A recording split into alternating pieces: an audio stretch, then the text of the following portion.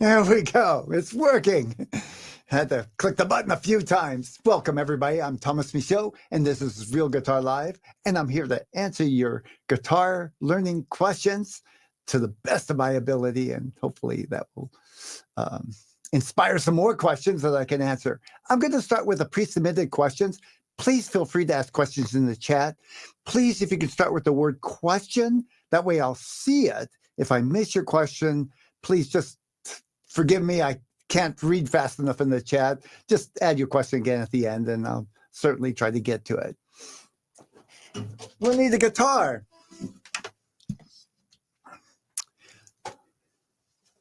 First question.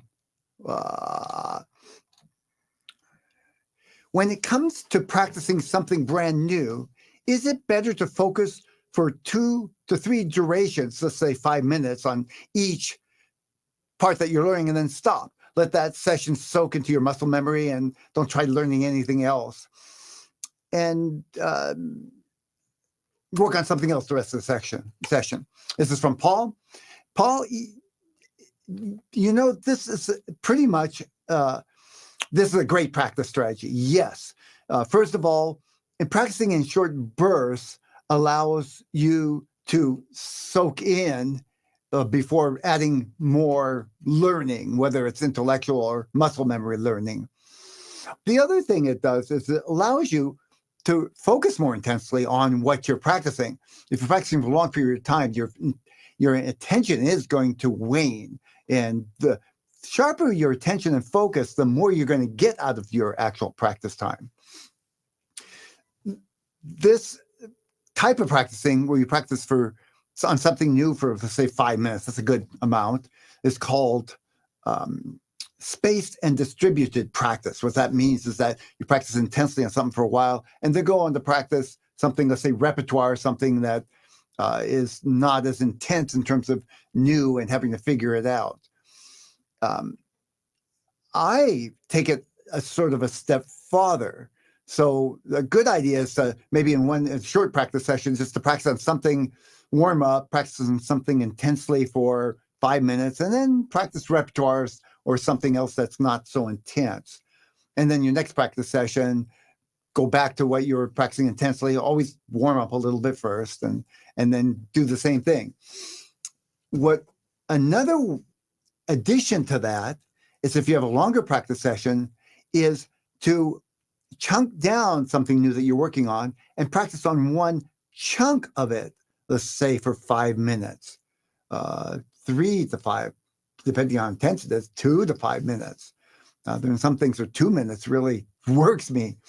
Then go on to practice something else, maybe something else new, but same thing for 2 to 5 minutes, let's say.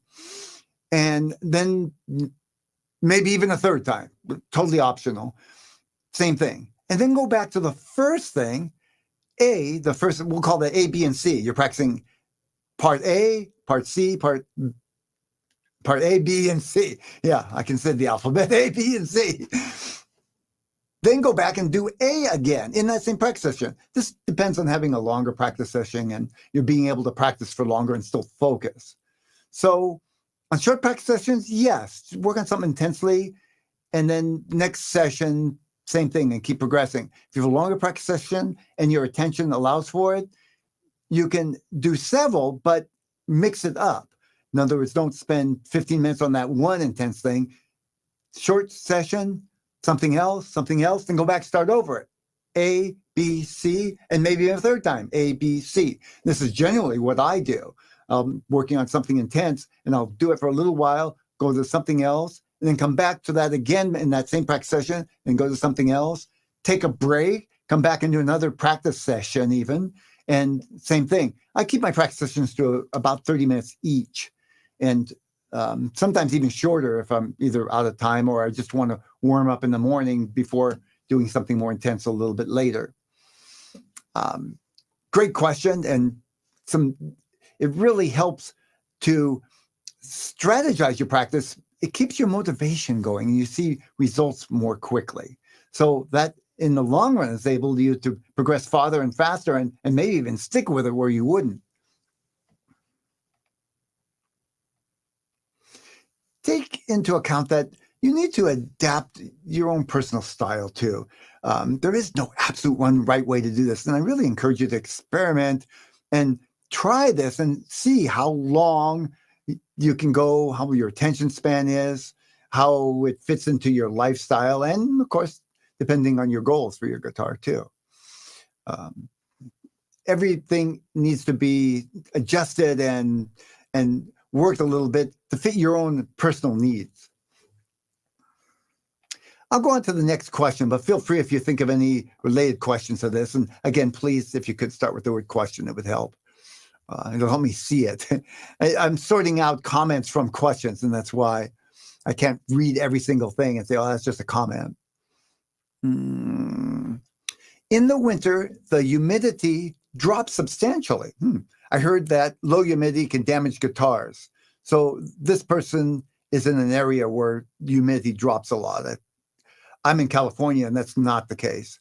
At what level is there a danger of damage, and how much time does the guitar need to be exposed for the damage to occur? What precautions can be taken to prevent damage?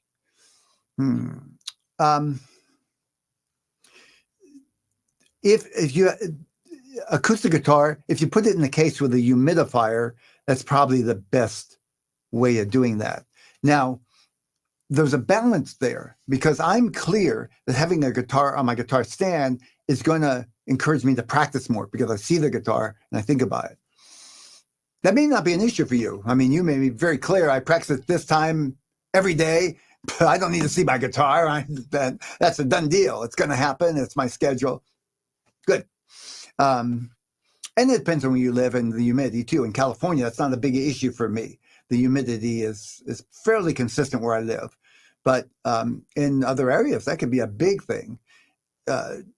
Usually humidity should, for a acoustic guitar, should be in the area of 45 to 60% humidity. I think it does depend too on the quality of your guitar. Believe it or not, the more expensive guitars are more sensitive that way. The manufactured laminate type guitars are not as sensitive to the humidity changes. It's just the way it is. I'd rather have the nice sound and deal with some of the issues. Good question. Next, what is a slide used for? Is it something that every guitar player should have, or is it just, a specialty item? So a slide is a usually either metal or glass device that you put on your left hand and you slide it up and down the strings and it creates a certain sound. A lot of times the technique of sliding is done with an open tuning. So when you put the slide across the strings, it actually makes a chord. Not always though. There's partial slides where you can just slide a couple strings, looks like a little ring with a flat part.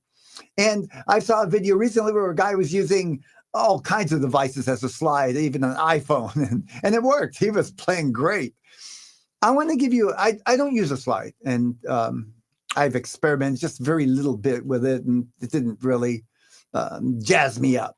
But I think it's kind of a fun thing, and I would say it's not necessary. As a beginner, it's probably not the place to go. If you've been playing for a little bit and you want to experiment, it's fun to experiment, and you might find it something that you really want to get into. And rather than pretend I know how to use a slide and demonstrate, I'm going to show you a quick video clip just so you can see, for those who've not sure what a slide is, let's show you what it sounds like.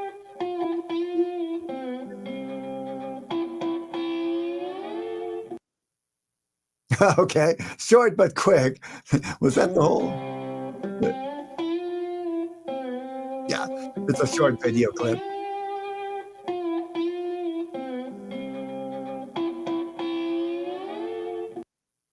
That worked a little better. Okay, next question. What is the circle of fifths used for? So I have a session where I talked quite a bit about the circle of fifths, and I'm going to put a link to that in the show notes. I don't want to duplicate that information here. It would take a while. But in general, the circle of fifths is a good tool. This is the circle of fifths, by the way, and it's a fairly elaborate version. They don't all have the key signatures. But this one one of the nice things about it I like is that you can see what key you're in and very quickly see the key signature. So it's a nice way to keep track of key signatures, unless you have memorized them, which I have for the keys I normally use, but not for the more exotic keys that I don't often use. It also is good for transposing on the guitar. Now, let's say you have a song and you're using the chords C, E, and G, like you can see on the circle of 50 here, C, G, and D. You could just move that whole song over and start on G. Now you're in key of G, and you've got your other chords right there, G, D, and A. More likely, let's say I'm in the key of C, I might use the chords, C, G to the right, that's the 5 of the key, and F to the left, which is the 4 of the key. The circle of fifths is constructed so that any key has the 4 chord to the left and the 5 chord to the right. And that's very valuable. The 1, 4, and 5 chord in the key establishes the key, and is a lot of basic rock songs are just made of the 1, 4, 5. So you can really easily change keys, just move around. Let's say I want the key E. Well, I got the 4 chord right there, the 5 chord to the right. I'm going to play E, 4 chord A, and 5 chord B. Let's go to the key of E flat. That's common in blues, actually. 4 chord is B flat, and the 5 chord is A flat, right there. That's the major keys. The relative minor is also very clear on the circle of fifths. So if I want to know the relative minor of the key of C, just below it shows right there, the A minor. And if I'm in the key A minor and I want to change keys, I'm using the 1, 4, 5 chord. I've got the 4 chord on the left, D minor, and the 5 chord on the right, E minor. I can just do the same thing. Move over to, let's say, the key of C sharp minor. We'll go for it there. I don't use C sharp often, but let's say I did. It works for the vocalist. There's the 4 chord, F sharp, and the 5 chord, G sharp minor. Those are some of the most practical uses. It kind of helps me also see relationships. If as you go around, it's going up every 5. So I can quickly see, memorize. I can quickly go around the key of the circle of fifths and see what is the 5 of every key. G to D, D to A, that's the 5. The 5 of A is E, the 5 of B, the E of B. I find that quicker than counting my fingers. 1, 2, 3, 4, 5, B, C, D, E, F. F sharp, actually. And I would have known that if I looked here. B to the right, one more on the circle is F sharp. Okay, that's all I can think of right now. I might think of something else later. But if you think of something that you'd like to add that you use the circle of fifths for, please add it in the chat and everybody will see it. And if I catch it, I'll repeat it here. So if you're just watching the video, you'll see it. You'll hear the answer also. I'll go on to the next question for now. And that was Shulamit who asked that. Jewel asked, how much practice is too much?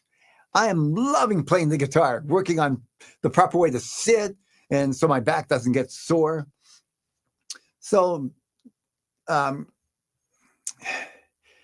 course, there's no one right way, one amount for everybody. And I would say for most older adults, the soreness is an issue, at least for me. I practice keeping in mind how long I can keep a good posture and not get sore. That said, everyone, total practice time depends on their posture, and you want to pay attention to your body as well as to your attention and how long you can hold your attention. For a lot of people, 15, maybe 20 minutes is a good amount of time to where your attention starts wavering or your body gets sore. And I found it's better to practice in short sessions. For me, that's 20 to 30 minutes, usually 30. But for a lot of people, it's 15 to 20 minutes. And then if you want to practice more, take a break and then practice again, at least 5 or 10 minutes. I often go 5 minutes and I'll stretch. And that really helps me. It's 5 minutes of stretching, doing the right stretches. My back, not my fingers. I start with a warm-up, practicing stretching my fingers and warming up. But then in between sessions, I'll stretch my back and do some exercises on the floor. really helps me a lot and helps clear my mind a bit too. It's kind of amazing actually how well it works. I would suggest if you start feeling fatigue, it might be a good time to just take a break and come back. And you'll kind of, if you experiment with that, you'll see how long you can go before you start feeling either physical fatigue or mental fatigue. For a lot of people, an hour is a lot of practice. And I would say for most people, 2 hours a day is probably the max, barring out pros who've really worked up to this over time. I talked to our famous bass player one time, John Patitucci, and he told me he practices 5 hours a day. I tried that, and I could do it with taking breaks and stretching out. Otherwise, I'd get sore. But I found that I seem to progress faster if I stay more in the area of 2 to 2.5 hours a day with breaks in between. I actually seem like I get a lot more out of my practice, and my time's valuable, so that's an issue. For most people, 20, 30 minutes is a good amount of practice time. If you're doing an hour, take a break, at least one break in between. Pay attention to your posture. Watch out you're not slumping too much. That'll save you from getting too sore even within a short session. Let me go on to the next question. Larry says, my guitar sits in the room and I need to have the humidity. He wants to have his humidity on 45 to 60%. But in Michigan, in the dry part of the year, from the heater, when it gets cold, he has the heat on and it dries the air. He wants to know if he should put his guitar in a case. And as I mentioned before, there's kind of a balance there. If you have a good guitar, it's safer in the case. And it depends on your tolerance, both for risk and, there's a area there where nobody knows exactly how long you can leave it out, and it'll create a little bit of wear and tear in your guitar.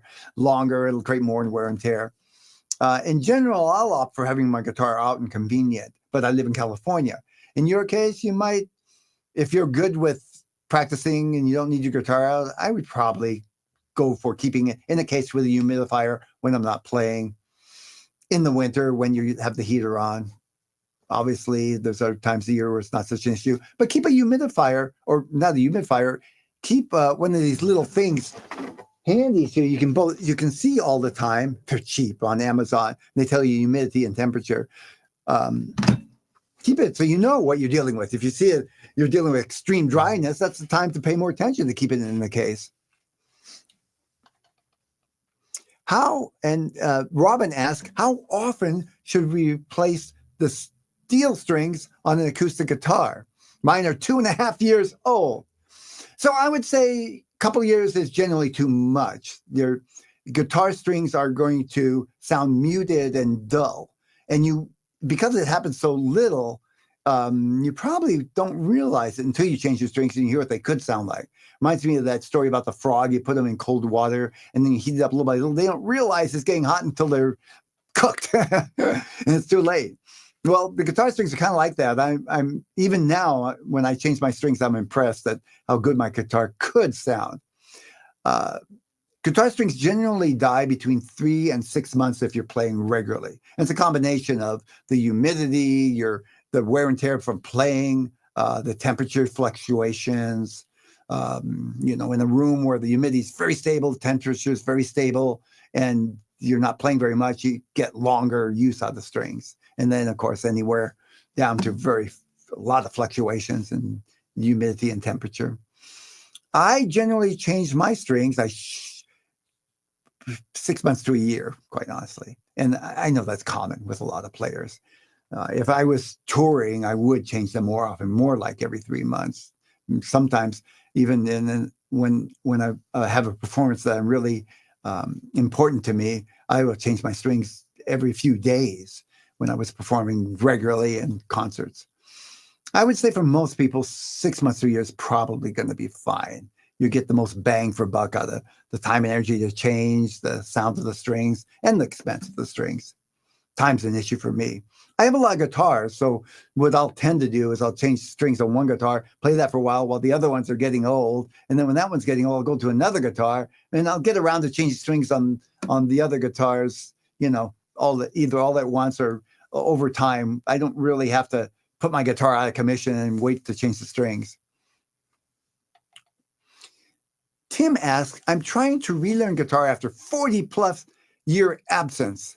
My initial motivation was to use the guitar as exercise for my hands and fingers to combat joint dexterity. By the way, I own a music school, and I've heard this quite a bit. I've heard therapists recommend people to learn piano or guitar, and they're always cautioned to, go easy, don't overdo it. But it's good to, the mobility in your fingers really helps with the pain and soreness and stiffness.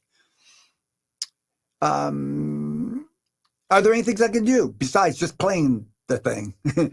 Yes. First of all, warm up. And the main thing about warming up is play something that's easy for you, not strenuous when you're first starting out. And depending on how long you practice, that might be about 5% of your practice, 10% maybe. The other thing is, even before that, I would recommend stretching.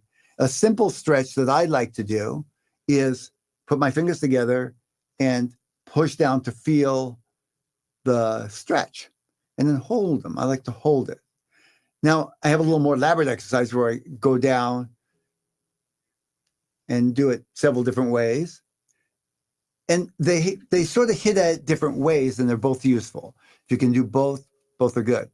Keep it light and just pay attention to your body, to how much you're stretching. Don't push it.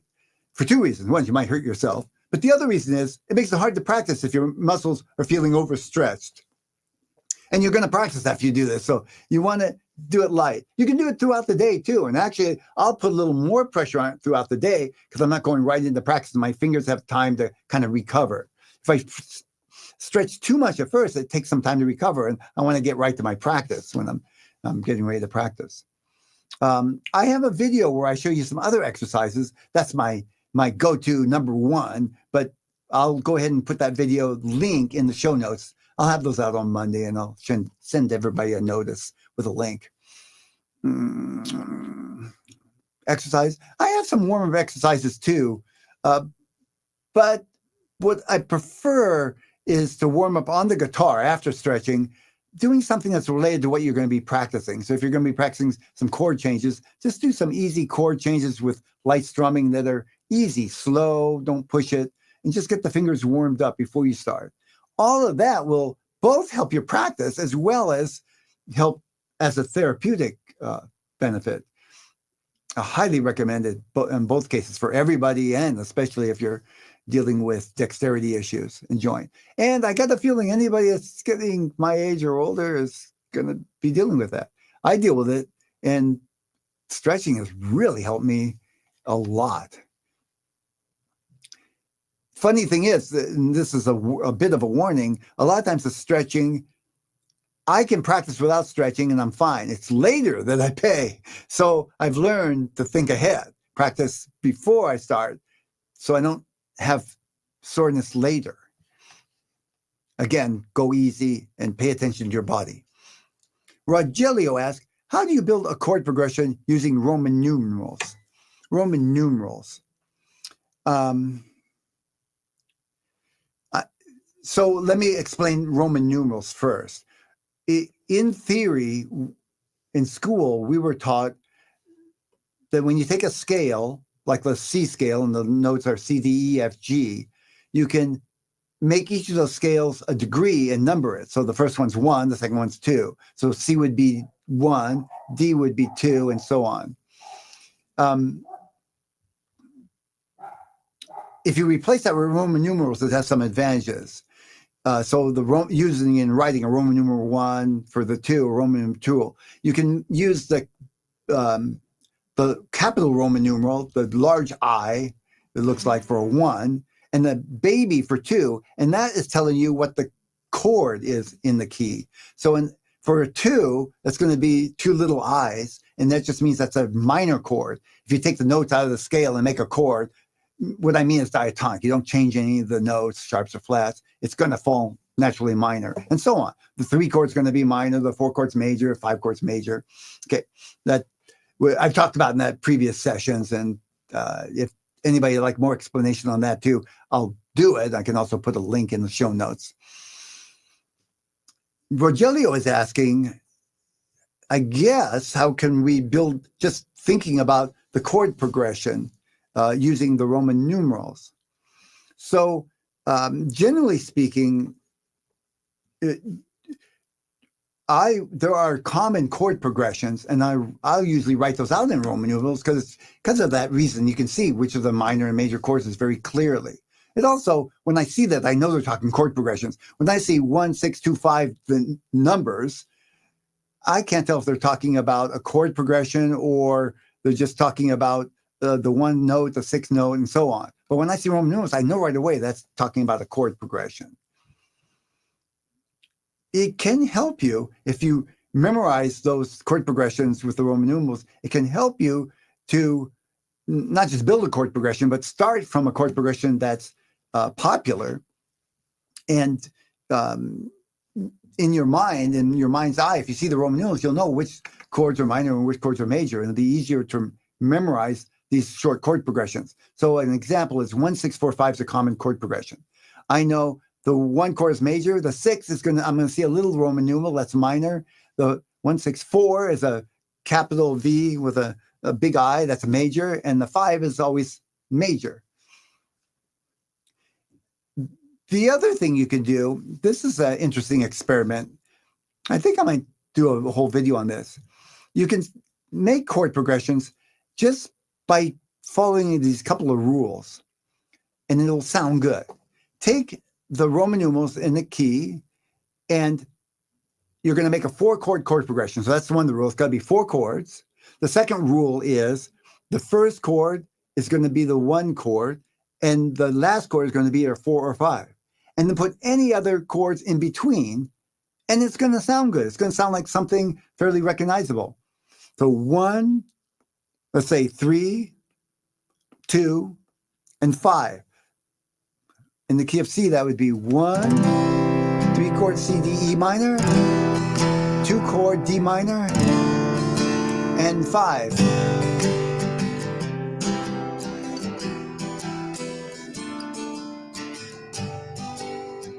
Okay, let's do a different one, just for example. 1, how about 6, 3, 5. I'm trying to hit the ones that I don't commonly use. 1, 6, 3, 5. Okay, 6 is minor, 3 is minor, 5 is major. 1, 6, 3, 5. 1, 6, 3, C, D, E. Yeah, 1, 6. Yeah, sounds good. Okay, so I hope that helps. That answers your question. If you have follow-up questions, I'll keep an eye out. Once you build the chord progression, can you start it from another chord besides the root? Yes. And I would say, yes. And to what sounds good to you, I would say experiment and see what happens. Try that what I just did, but change the first rule. Say, instead of the 1 chord, I'm going to try starting on a different chord and see what sounds good. Can you give an example of how you would strum a simple chord progression and how you would finger pick it? So I'll take 1, 6, we just did, and 5. Strumming.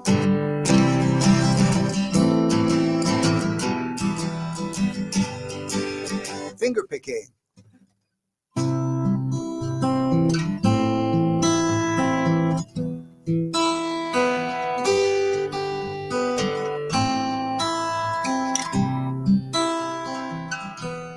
I started on A minor. How'd that sound?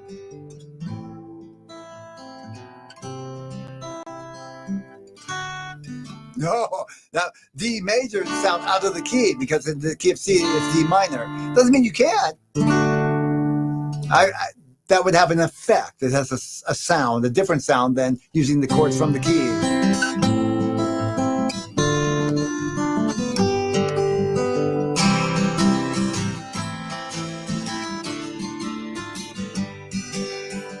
There we go, Rogelio. Next, I am a beginner that prefers Baroque and classical guitar music, and I own both a Strat solid body and a Spanish nylon. I find the steel strings on the Strat easier to play And I like that extremely quiet when practicing. It's very quiet, yes. Solid body is going to be quiet with no amp. Do you have any warnings for those of us that might want to stick to classical PIMA fingerstyle on an electric? Warning. No warnings. There's nothing wrong with that. I will say this. If you really want to play classical and Baroque music, there are techniques and a feeling on the nylon string guitar that you won't get on the steel string. And by playing on the steel string of the electric guitar, you're just not going to learn that. And you're not even going to realize that. If you want to play that style of music, you really do need to practice on the nylon strings. And stuff will come to you as you're practicing, including that you don't feel comfortable, and you need to work on that until you feel comfortable.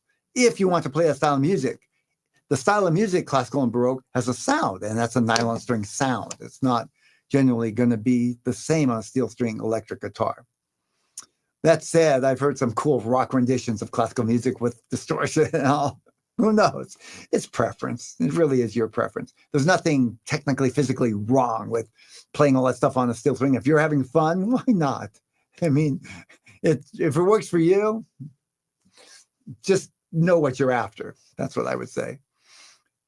Playing on the steel string guitar is not going to automatically, all of a sudden, you're going to pick up nylon and it's all going to just work. Just know that. Okay. Thanks, Jeff. I'm out of questions, pre-submitted questions. Let's go over to the chat and see what we got. Hi, everyone. Hello. My first question.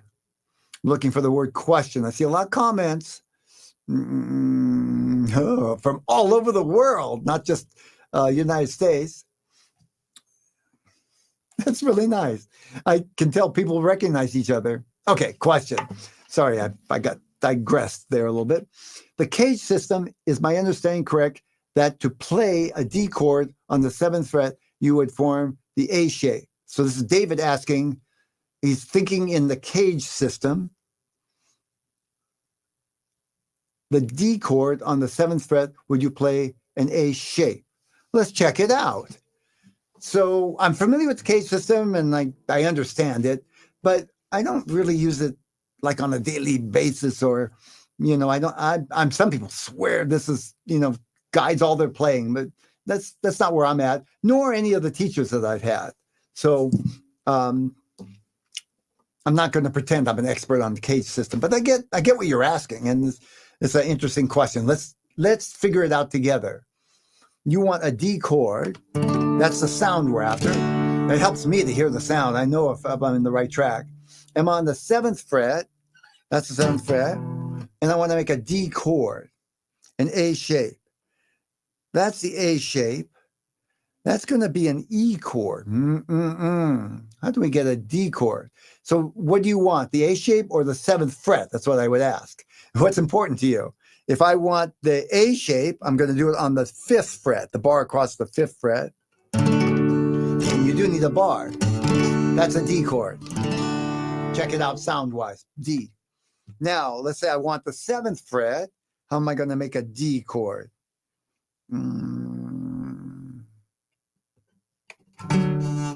We're going to need the G shape, right? I'm looking, I can tell right away that's the D root right there. And the D root with a G shape is a D chord. So, if you want 7th fret, G shape. If you want A shape, 5th fret. Got it. That was kind of fun. Next, how do I practice harmonics on guitar, trying to play Harvest Moon? I don't know that song, but harmonics are where the simplest harmonics are where you go to the 12th fret and just lightly touch the string. And then when you hit the string with the right hand, you pull your finger off. And it takes some experimenting. Nobody can tell you exactly how much pressure in words you have to feel. Too much, and it deadens out the string before you take your finger off. Too little, and it just plays the open string. I'm looking for that part where I'm just touching it, and it's ringing. So any string will do that. And that's the 12th fret harmonic. That's a harmonic, same note as the E.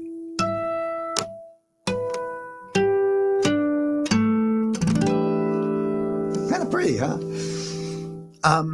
So I don't know what they're using in Harvest Moon. More difficult harmonics, I'll go ahead and take it a step farther, is on the 7th fret. It's harder to get them. You would definitely want to start with the 12th fret and get to where you can do that pretty reliably. 7th fret.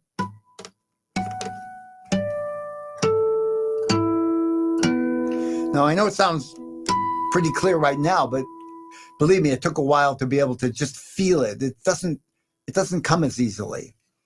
And then if you really want to take it up a notch, something I'm not going to prepare to demonstrate right now, I'm not prepared, you can fret anywhere up here and then pick the string with your first finger and use your other fingers to form the chord.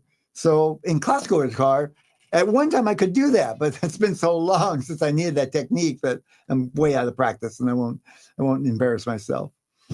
I'm pretty sure Neil Young's not going to do that. It's pretty restricted for specialty guitar players, and much more difficult than either the 7th or the 5th, 12th or 7th fret harmonics. Next question. Is there a practice technique? And just to be clear, Tim, I would just a little bit each day, see how clear you can get on the sound of the 12th fret. And then try to, when it's sounding reasonably good, try to integrate that into Harvest Moon. And I'm hoping they're using 12 frets because it's going to be the easier. If not, going to have to experiment with 7th fret harmonics as well. Is there a practice technique that would help with learning to hybrid pick? I am trying to keep a steady rhythm on the low E and pluck the E and B string, but I keep pausing on the rhythm. I don't know about that. Hybrid picking, my understanding of hybrid, and people might use that term hybrid for some different things. I use it to indicate picking the guitar, finger picking, but holding the pick for the bass note.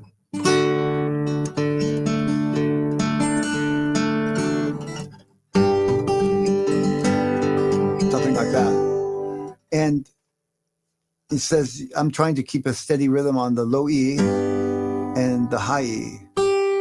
And pluck.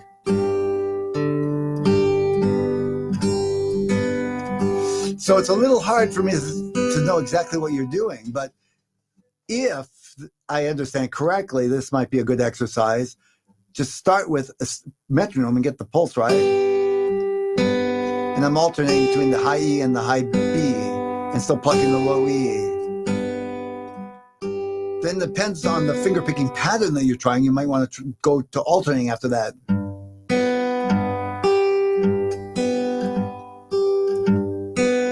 I'm using a G chord. A nice exercise would be to move the chord around.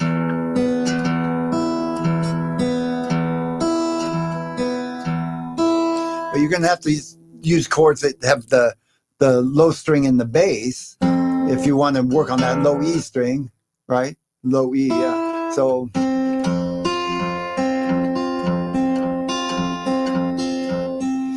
if I were practicing this, I probably would take it to the 5th string. It's going to be a common use chords that use the 5th string as the bass, because that's going to be a common bass note too. And then eventually the open D string. I like this exercise. I'm alternating. I'm alternating the D and the A string. C. I'm going to use the fancy C.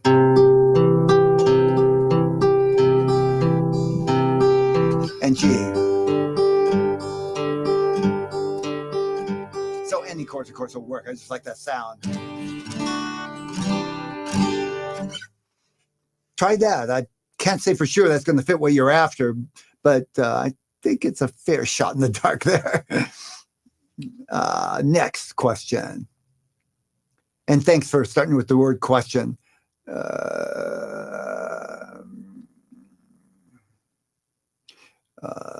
see somebody says once a month they change strings. Wow, that's great. definitely your guitar going to sound better for it. It's just a matter of time and having strings. Rogelio says that was a great example. Thank you. I'm glad it helped. Well, explain. Well, thank you for telling me. I appreciate that. Talking about the Baroque classical. Thank you, Paul. Tim, Neil Young, Harvest Moon. I am gonna listen to that song. I'm sure I've heard it, and when I listen to it on YouTube, I'm gonna recognize it right away. But I love Neil Young, so that's not a hard one for me. That's all the questions I have for right now. If you think of something in the next few minutes, put it down there. Or if I missed you, sorry, please just add it again. I really do want to answer your question. I'm going to go ahead and do our monthly drawing. I do a drawing for the members of Real Guitar Success. They complete a practice session each day. It just takes 10 minutes to work on this practice session. Then they can save it in their favorites if they want to work on it more later.